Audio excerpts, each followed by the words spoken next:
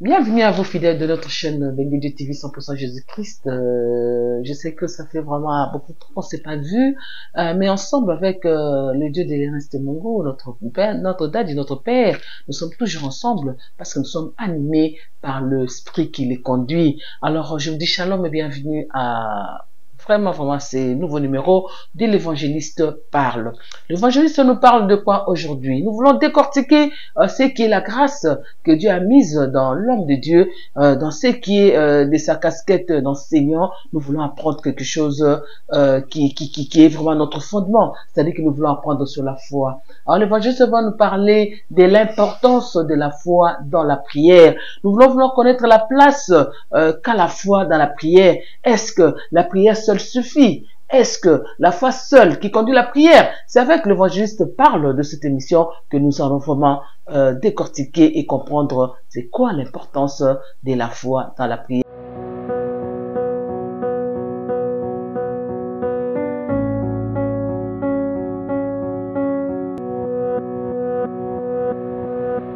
Et là, je vais le recevoir et je lui dis shalom, homme de Dieu. Shalom, Mama Silibidia.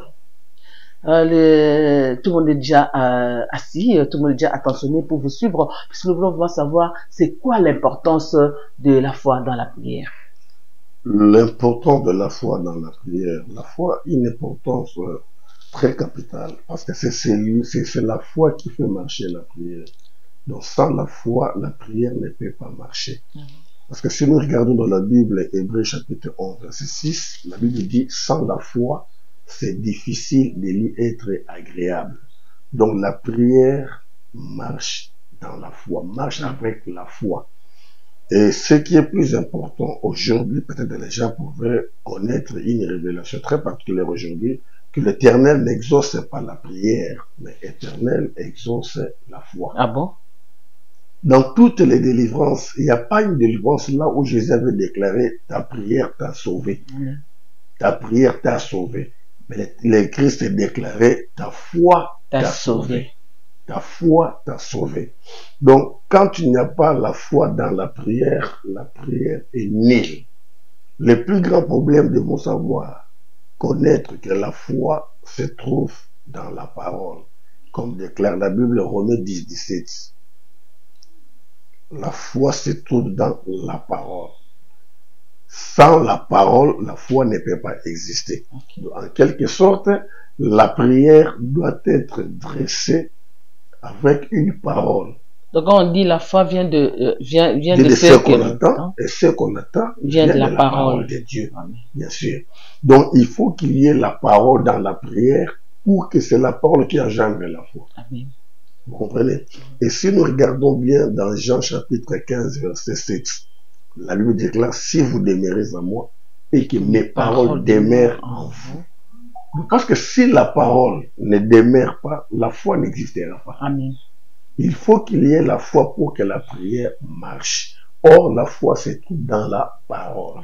Donc, on ne peut pas faire une prière sans mettre la parole de Dieu à l'intérieur. Donc, c'est là où il y a un danger aujourd'hui. Il y a des chrétiens qui veulent prier, faire des déclarations, mais ne veulent pas méditer la parole de Dieu. Or, la force de la prière se trouve dans la parole, dans la méditation de la parole de Dieu. Mais ça, c'est pas aussi non plus la faute aux fidèles, puisque même quand on sillonne le monde, on n'a jamais vu une banderole là où on écrit conférence de la parole. C'est toujours conférence de la prière, prière, forte déclaration. Mais pourquoi est-ce qu'on ne fait pas non plus aussi des conférences sur la parole, qu'on vient seulement méditer sur la parole pour que notre foi aussi soit vraiment bien affermie? Bon, enfin, je ne sais pas parce que je n'ai jamais côtoyé le monde pour savoir là, partout on prêche la parole. Et c'est aussi la base de chaque église ou chaque pasteur. Parce que l'église doit être fondée par la parole et non par la prière, prophétie, délivrance. Vous comprenez? Donc la Bible déclare très bien, la foi vient de ce qu'on attend et ce qu'on attend vient de la parole.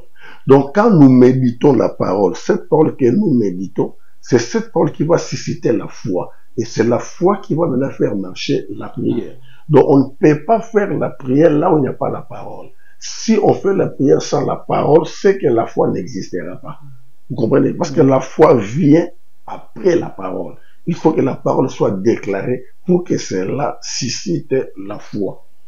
C'est comme ça que nous enseignons l'Église que, enfin, j'ai pas encore ajouté quelque chose. Allez-y. Le diable n'a pas peur de la prière, mais le diable a peur de la connaissance de la parole. Amen. Vous comprenez? Comment Le ça? diable n'a pas Comment peur de ça? la prière. Comment ça? Quelqu'un qui peut rester longtemps dans la prière toute la journée, il prie. Est-ce que souvent quand on prie, on chasse les démons. Comment que ça fait que quelqu'un peut rester longtemps dans la prière, le diable a banga été. Mais on peut rester dans la prière qui ne dit absolument rien devant notre Dieu. On peut rester dans la prière qui n'a pas la parole. La Bible dit, Matthieu 6:7, en priant, ne multipliez pas de vaines paroles. Qui croient qu'il y a beaucoup prié, beaucoup parlé, ils seront exaucés. Donc on peut faire la prière, mais il n'y a pas la parole qui convient Dieu dans la prière. Amen.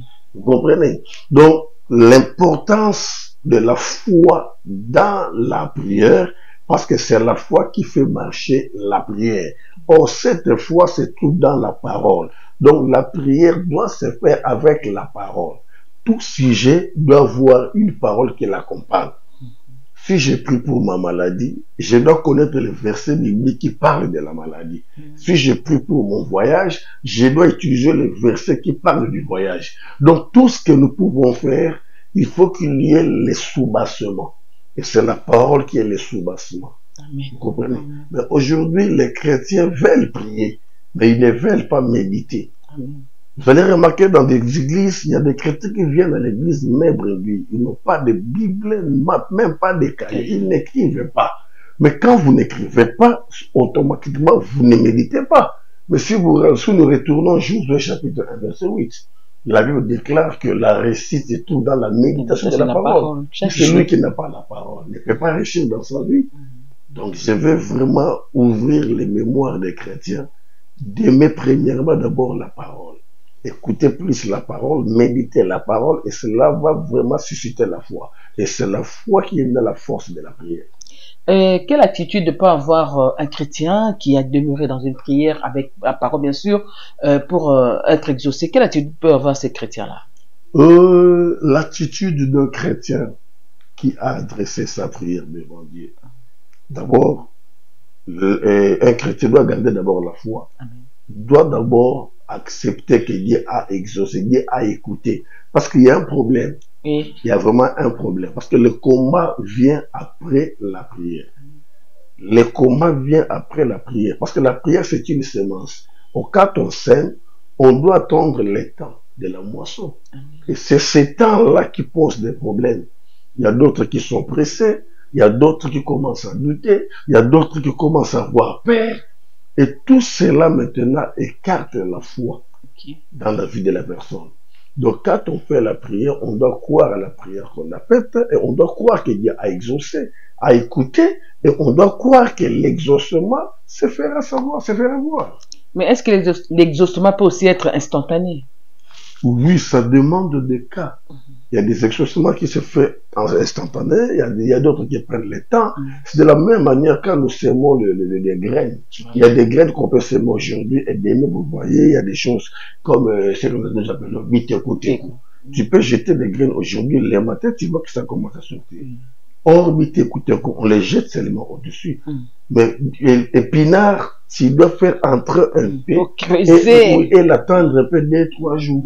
Donc chaque semence prend le temps par rapport à sa valeur. Je peux donner un exemple très pratique. Quand la poule pond de ses œufs, il doit attendre 21 jours. Mais contrairement par rapport au canard, il attend pendant 30 jours.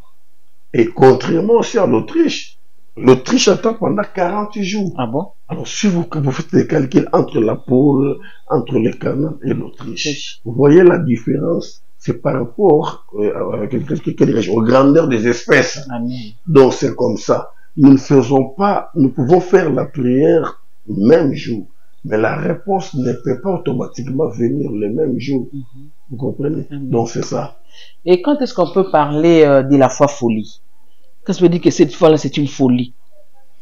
Et la foi, c'est une folie parce que la personne qui a la foi doit avoir les deux autres yeux que les autres n'en ont pas. Expliquez-nous d'abord. La foi, d'abord la formule dit, Hébreux 11:1, la foi c'est une ferme assurance des choses qu'on espère. La démonstration de celles qu'on ne voit pas. La démonstration de celles qu'on ne voit pas. Je peux dire, tu peux prier pour ton enfant qui est malade, qui est tombé par terre. Et tu dis qu'au nom de Jésus-Christ, Seigneur, merci parce que mon enfant est guéri. Les gens voient que l'enfant va vers la mort, mais toi tu déclares la guérison. Et tu te comportes comme si quelqu'un a déjà vu la guérison. Et c'est là que la guérison va se matérialiser dans la vie de l'enfant. Là, c'est une folie. Est-ce que vous avez aussi rencontré ces cas dans votre parcours de ministère? Mais c'est vrai que moi, je suis appelé à ces services de délivrance.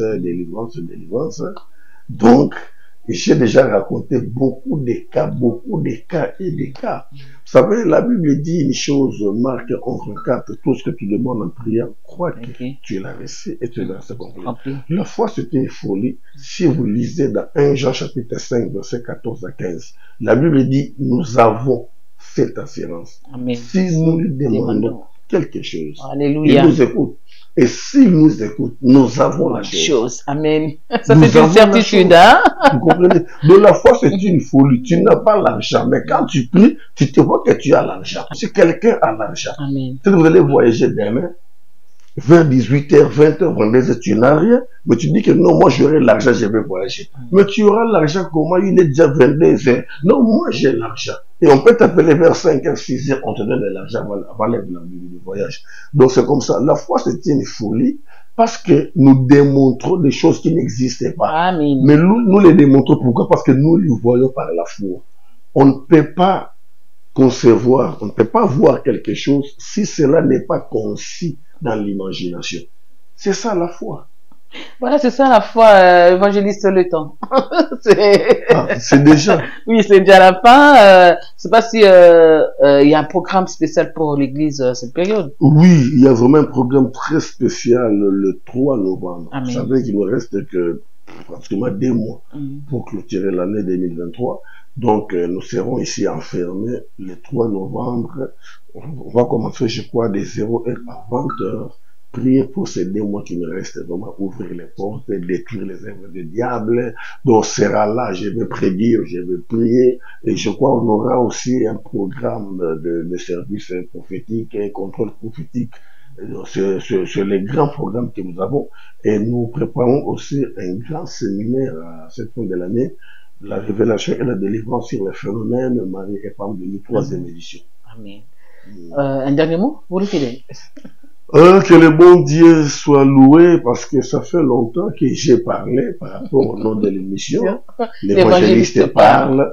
Donc je crois qu'on a repris les émissions. En semaine, on peut les faire 2 fois, 3 fois et poser quand même des questions. Mais sauf que j'ai remarqué dans notre chaîne, les gens ne publient pas, n'écrivent pas, n'écrivent pas, ne commentent pas. Envoyez vos sujets de prière. Assister aux émissions, c'est pour vous qu'on le fait. Donc, on va arranger cet endroit, rien que pour commencer à faire maintenant des émissions, poser des questions, donnez-nous des sujets que vous voulez que nous débattons, et ça serait une bonne chose, parce que nous aurons aussi des émissions en direct, où les gens pouvaient appeler directement comme ça, et on prie sur place, on prie en direct. Les gens envoient des sujets, des problèmes, et on prie en direct. Donc, je crois, on s'arrange à partir du mi-novembre.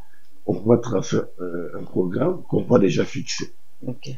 Merci beaucoup. Voilà, nous sommes à la fin de notre émission L'évangéliste parle. Nous avons appris l'importance de la foi dans la prière. Et vous avez entendu ce que l'évangéliste a dit. C'est une émission qu'on va commencer à faire chaque fois, mais c'est votre émission. Nous voulons que notre foi soit vraiment affermie. Nous voulons que notre connaissance soit vraiment bien assidue. Alors c'est votre émission. Posez des questions, comme l'évangéliste a dit. À partir de mi-novembre, nous aurons un horaire vraiment fixe avec vous et en direct et avec vos questions pour que cette émission demeure. Alors restez toujours bénis avec les dieux de l'évangile Ernest Mungu. Et je crois que c'est à lui de nous bénir.